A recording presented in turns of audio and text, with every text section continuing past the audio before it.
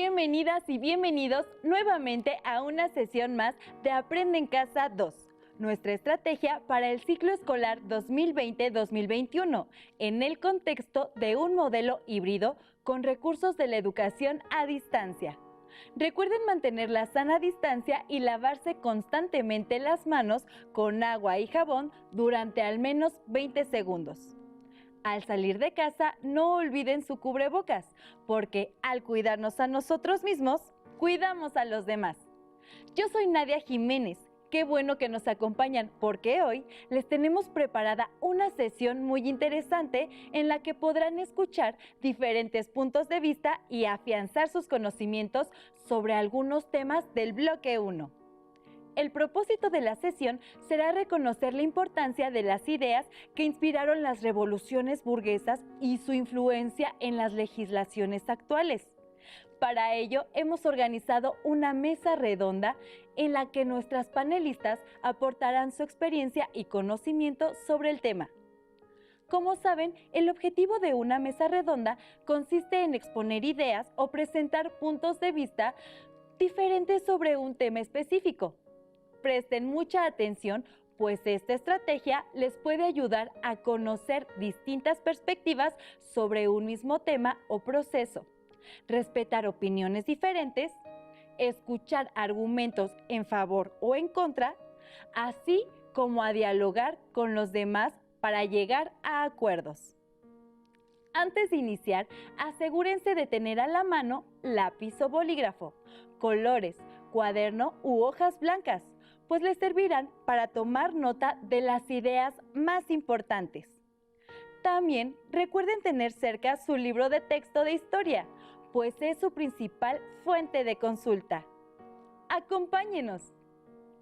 Para dar inicio a la mesa redonda, les presento a nuestras panelistas.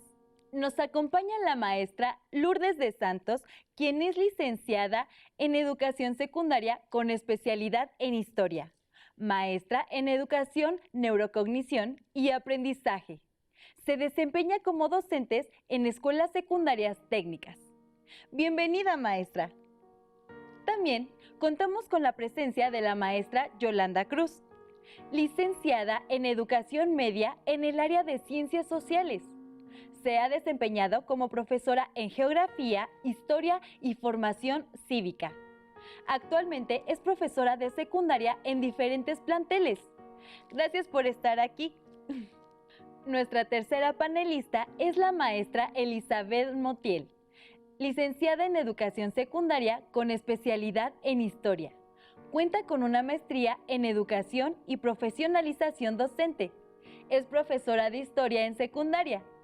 Bienvenidas, maestras. Tomando como el eje rector el propósito de la sesión, el cual, como ya se dijo, consiste en reconocer la importancia de las ideas que inspiraron las revoluciones burguesas y su influencia en las legislaciones actuales. Dividiremos la mesa en 3 bloques. El primero de ellos aborda desde diferentes ángulos el papel de la burguesía en el siglo XVIII. El segundo tiene como hilo conductor la influencia del liberalismo en las revoluciones burguesas. Y el tercero rescata la herencia liberal e ilustrada en la legislación actual. En cada bloque, nuestras panelistas tendrán la oportunidad de responder, argumentar y exponer sus ideas y puntos de vista en relación a las preguntas que iremos formulando.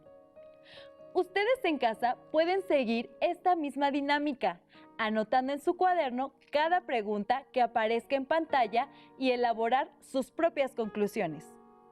Para iniciar con el primer bloque, donde analizaremos el papel de la burguesía en el siglo XVIII, les pediría responder la siguiente pregunta. ¿Qué es la burguesía y cómo surgió? Para hablar de la burguesía, debemos remontarnos a finales de la Edad Media, cuando la estructura social comienza a modificarse gracias a la expansión y desarrollo de las ciudades medievales y al surgimiento de grupos de comerciantes, banqueros y profesionistas. Poco a poco estos grupos empiezan a lograr mayor rango y autonomía en la sociedad. Al dejar de depender de los feudos, para realizar sus actividades económicas. Por ende, propician el crecimiento de los barrios o burgos. De ahí el surgimiento del término burgués o habitante de los burgos. Me gustaría comentar que los burgueses tienen características muy particulares. Gracias a su condición económica, podían acceder a la educación universitaria, razón por la cual comienzan a estar más preparados que algunos miembros de la nobleza. Aunque no podían participar en las decisiones del gobierno, estaban también sujetos a los caprichos del rey. Pero no hay que olvidar que había de burgueses a burgueses, es decir, que incluso dentro de la misma burguesía había dos clases, la alta burguesía y la baja burguesía. La alta burguesía estaba compuesta principalmente por comerciantes, dueños de bancos y grandes talleres, pero también tenían una alianza con los nobles a través de los matrimonios que se daban, mientras que la baja burguesía estaba enfocada nada más a comerciantes y artesanos. Sin embargo, a diferencia de esto, ambos grupos tenían que pagar impuestos y que incluso ambos coincidían también en luchar por buscar mejores condiciones de vida.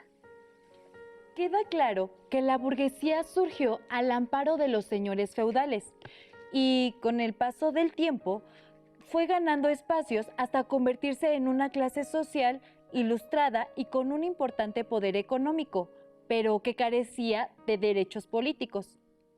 Ahora, me gustaría preguntarles, ¿cuál fue el papel de la burguesía en la difusión de las ideas liberales e ilustradas?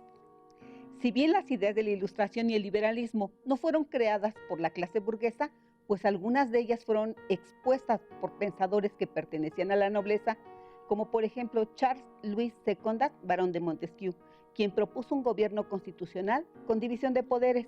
Esta y otras ideas resultaron innovadoras para su tiempo, contrarias a las ideas monárquicas, por lo que sirvieron de inspiración para justificar los anhelos políticos de la burguesía, quienes se convirtieron en sus principales difusores. Exactamente. El pensador liberal John Locke habla de la educación que debían recibir los niños burgueses, a diferencia de los niños del pueblo, mientras que los burgueses debían ser educados física, intelectual y moralmente, los niños obreros debían ser educados en y para el trabajo. Es así como a través de la educación que recibían los hijos de los burgueses, se empezaron a difundir las ideas de libertad, igualdad y el uso de la razón para acceder al conocimiento. Interesante argumento. La educación se convirtió en un elemento fundamental para promover entre la clase burguesa un cambio de mentalidad. Es precisamente en el uso de la razón y en el ejercicio de los derechos naturales del hombre donde encontramos la justificación de acontecimientos de trascendencia mundial, como la Revolución Industrial, la Revolución Francesa, la independencia de las 13 colonias y, por supuesto, la de nuestro país. A propósito de revoluciones, ¿cuál fue la participación de la burguesía en las revoluciones del siglo XVIII? Bueno, la burguesía tuvo una importante participación en los movimientos revolucionarios entre el siglo XVIII y XIX. Un claro ejemplo está en los pensadores liberales que promovieron la independencia de las 13 colonias de Norteamérica. Y para ello, Benjamin Franklin fue quien se convirtió en uno de los ideólogos del movimiento de independencia de Estados Unidos de América, proceso donde participaron activamente los colonos burgueses en busca de libertades y en contra de las políticas impositivas de la corona inglesa. Pero si bien los burgueses de las 13 colonias fueron los primeros en propiciar la lucha por la libertad y el reconocimiento de sus derechos, no fueron los únicos. Años más tarde, en Francia, los burgueses que formaban parte del tercer estado en la sociedad estamental jugaron un papel fundamental en la Revolución Francesa. Fueron quienes incitaron al pueblo a tomar las armas y a luchar en contra del absolutismo en el histórico acontecimiento de la toma de la Bastilla. Si es citado por el historiador Albert Soubol, llegó incluso a decir: el tercer estado abarca todo cuanto pertenece a la nación y todo cuanto no sea el tercer estado no puede considerarse como una nación. Esta frase ilustra muy bien el protagonismo y la fuerza que había alcanzado la burguesía en la sociedad estamental, pues si bien ocupaban el último eslabón de la pirámide social en el régimen monárquico, se convirtieron en la clase más influyente no solo a nivel económico, sino también desde el punto de vista político y social, pues lograron movilizar a los grupos más desprotegidos en busca de libertad, igualdad y fraternidad. Es momento de entrar al bloque 2 para exponer la influencia del liberalismo en las revoluciones burguesas. ¿Nos pueden explicar qué son las revoluciones burguesas? El término revoluciones burguesas ilustra el papel predominante que alcanzó la burguesía en los movimientos revolucionarios entre el siglo XVIII y siglo XIX. Por ello, tanto la Revolución Francesa en lo político como la Revolución Industrial en lo económico representan dos acontecimientos más importantes que marcaron el fin del antiguo régimen y el inicio incluso de una nueva forma de organización política, económica y social. Estoy de acuerdo, pero no hay que olvidar que la rebelión de las 13 colonias que el Reino Unido poseía en Norte de América constituyó la primera revolución de carácter burgués y sentó un precedente para la Revolución Francesa, como para las independencias de las colonias españolas en América. En este punto hay un aspecto que me gustaría destacar. Si bien son los burgueses quienes toman el liderazgo de los movimientos políticos y sociales, estos no hubieran sido posibles sin la participación del pueblo, es decir, obreros y campesinos, pues fueron ellos quienes realmente pelearon las guerras. En Francia tenemos un ejemplo muy claro con los sans-culottes, un grupo integrado por obreros, artesanos y campesinos, miembros de las clases bajas, que eran mayoría en el ejército revolucionario francés. Son ellos quienes en 1789 toman la Bastilla y en 1792 invaden el Palacio de las Tullerías, eventos sin los cuales no hubieran podido lograr acceder al poder los burgueses ni las ideas liberales convertirse en una realidad. Nos han hablado del papel determinante que tuvo la burguesía en los movimientos revolucionarios de América y Europa y del apoyo del pueblo, sin el cual la burguesía no hubiera tenido la fuerza social ni militar para ganar estas batallas. Pero ahora nos gustaría saber de qué manera influyeron las ideas liberales e ilustradas en países como Inglaterra y Francia. Bueno, como sabemos, la doctrina del liberalismo se origina en Inglaterra en el siglo XVII, mientras que la Ilustración llega a su máximo esplendor en Francia durante el siglo XVIII. Además, ambos reinos se ven enfrentados por la hegemonía de Europa en ese siglo.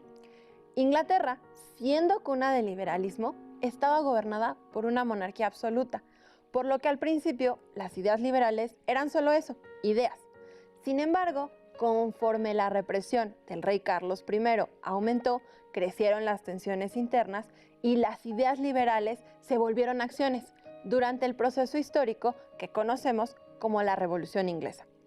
En esta guerra se enfrentan monárquicos contra parlamentarios por el control del país, dando como resultado la primera y única república en la historia de Inglaterra, que si bien no sobrevivió muchos años, trajo consigo una monarquía parlamentaria, donde con el Acta de Derechos de 1689 se aseguran de que el rey garantice derechos y libertades de sus súbditos, es decir, convierte en realidad las ideas del liberalismo y de la burguesía. Y lo mismo sucede en Francia, donde el pensamiento crítico, base de las ideas ilustradas, se convierte en el estandarte de la lucha revolucionaria al protestar contra el absolutismo de un rey que abusaba de su poder y al promulgar uno de los documentos más significativos de los pensadores ilustrados en su búsqueda de libertad e igualdad.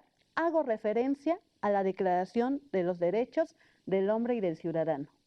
Me gustaría señalar que aunque ambas revoluciones fueron inspiradas por las ideas liberales e ilustradas tienen considerables diferencias, pues por ejemplo, en Inglaterra los burgueses establecen una monarquía parlamentaria con el Acta de Derechos de 1689, mientras que en Francia, un siglo después, se establece un gobierno republicano con la Declaración de los Derechos del Hombre y del Ciudadano. Hemos hablado de la influencia de las ideas liberales e ilustradas en las revoluciones burguesas. Pero, ¿qué hay de la revolución industrial? ¿Puede o no ser considerada una revolución burguesa? ¿Nos podrían dar su opinión? En primer lugar, me parece importante recordar que la palabra revolución significa un cambio drástico que no necesariamente involucra una guerra armada. Tal es el caso de la revolución industrial. Según el historiador Eric Hobsbawm, este movimiento puede ser considerado como una revolución burguesa por su innegable componente económico, ya que los banqueros y comerciantes estaban interesados en hacer más eficiente y redituable la producción a través del desarrollo científico y tecnológico, que es una de las principales características de la revolución industrial. Sin embargo, me parece, maestra Yolanda, que al afirmar el carácter burgués de la revolución industrial, nos estamos olvidando de los trabajadores, quienes aportaron su mano de obra en jornadas extenuantes, condiciones insalubres e inseguras, a cambio de muy bajos salarios. Las condiciones de las mujeres y los niños eran aún peores. Por la misma jornada de trabajo recibían un salario mucho menor que los hombres. Me parece que emitir un juicio definitivo sobre las condiciones de los trabajadores y sus niveles de vida fueran mejores o peores antes de la primera revolución industrial es discutible. Si bien es cierto que sobre los trabajadores recayó la peor parte de la industrialización, es decir, los salarios de subsistencia y condiciones de trabajo inhumanas y carentes de derechos, no se puede negar que a la larga los obreros de los países industrializados pudieron alcanzar mejor nivel de vida que en la época preindustrial, gracias a la lucha incesante por mejorar sus condiciones laborales. Interesantes posturas hemos escuchado en torno a si la revolución industrial puede o no ser considerada una revolución burguesa. Lo cierto es que la revolución industrial representó la consolidación de la burguesía como clase dominante y la permanencia del capitalismo como sistema económico. Pasemos al último bloque de nuestra mesa, en el que les propongo analizar la herencia liberal e ilustrada en la legislación actual. Iniciemos de lo general a lo particular. Les pregunto, ¿cómo influyen en la actualidad los códigos, documentos y constituciones generados siglos atrás por las revoluciones burguesas? ¿Nos pueden dar ejemplos concretos? Claro, dentro de los documentos, como lo fue la Declaración de Independencia de las 13 colonias, la Declaración de los Derechos del Hombre y del Ciudadano y el Código Napoleónico, tienen una gran influencia en las sociedades actuales, especialmente en la legislación que plantea y garantiza los derechos humanos y las formas de gobierno democráticas. El legado de las revoluciones burguesas lo podemos ver en documentos actuales, como es el caso de la Declaración Universal de los Derechos Humanos, promulgada por la ONU en 1948, donde los países firmantes se comprometen a defender los derechos humanos de las personas sin distinción de género. Haciendo un comparativo, en la Declaración de los Derechos del Hombre y del Ciudadano se lee en el artículo 1: los hombres nacen y permanecen libres e iguales en derechos. Las distinciones sociales solo pueden fundarse en la utilidad común. Mientras que en la Declaración Universal de los Derechos Humanos, en su artículo 1, dice: todos los seres humanos nacen libres e iguales en dignidad y derechos, y dotados como están de razón y conciencia, deben comportarse fraternalmente unos con los otros. Claro, como podemos observar, hay una relación directa entre un documento histórico y el otro, a pesar de los siglos que los separan. Sin embargo, hay una diferencia de fondo sumamente importante. Mientras que en el primer documento se habla de una declaración de derechos del hombre, en el segundo se hace referencia a una declaración universal donde todos los seres humanos, hombres, mujeres, niños, niñas y adolescentes están considerados. Otro ejemplo concreto lo encontramos en el Código Napoleónico, el cual marcó un antes y un después en la legislación civil en el mundo. Además, contribuyó a legitimar el ascenso de la burguesía al favorecer la propiedad privada, la igualdad y la libertad, tanto individual como económica. Entendemos la importancia de estos documentos que mantienen vigentes los derechos humanos. Sin embargo, es una realidad que como sociedad y en pleno siglo XXI todavía queda mucho por hacer para llegar al pleno ejercicio de esos derechos. Pero, ¿cómo se dio esa influencia en la legislación mexicana? La difusión de las ideas liberales juega un papel trascendental en nuestro país.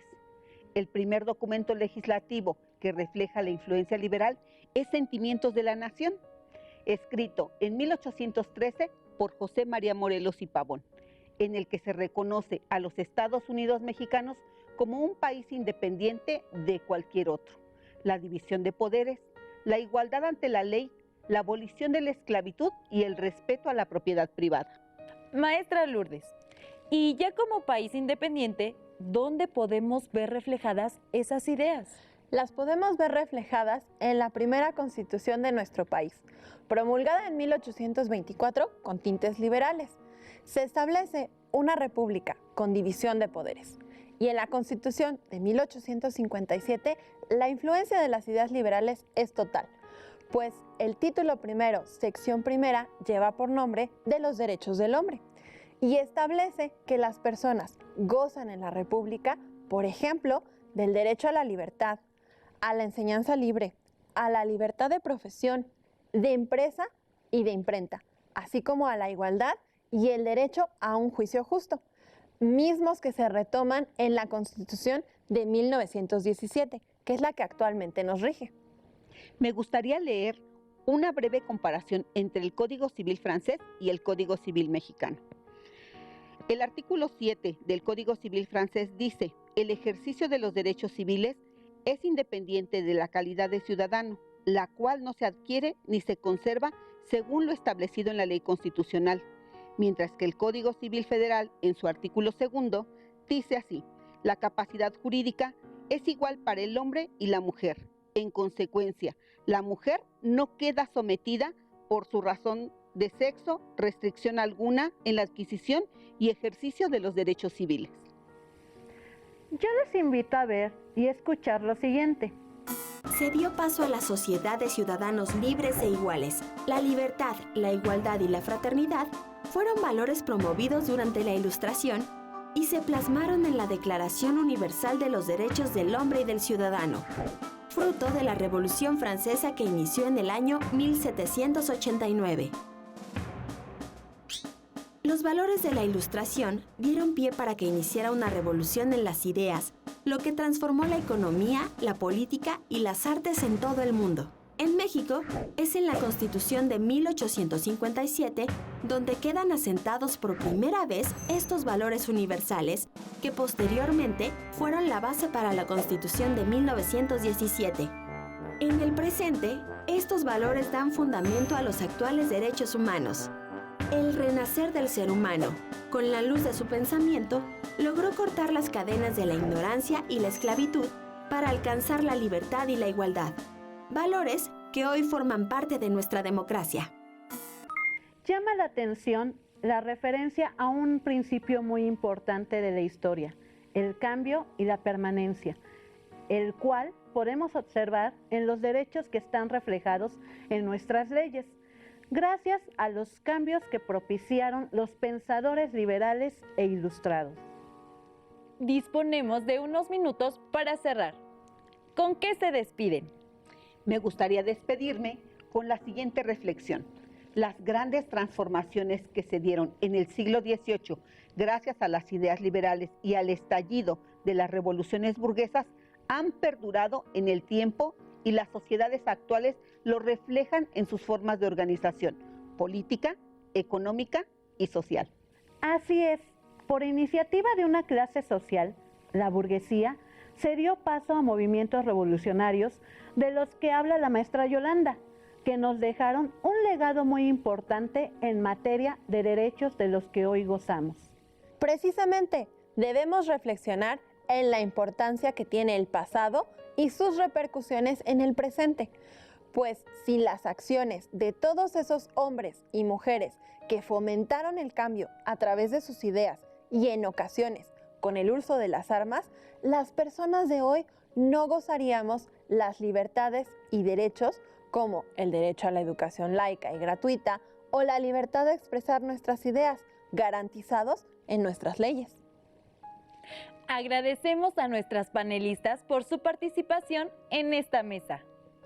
Para finalizar, y después de lo expuesto por nuestras invitadas, podemos concluir que la burguesía es un grupo social que surge en la Edad Media y gracias a su habilidad para llevar a cabo actividades comerciales y financieras, se convierte en una clase social que, producto de las revoluciones burguesas, logra afianzarse política y económicamente.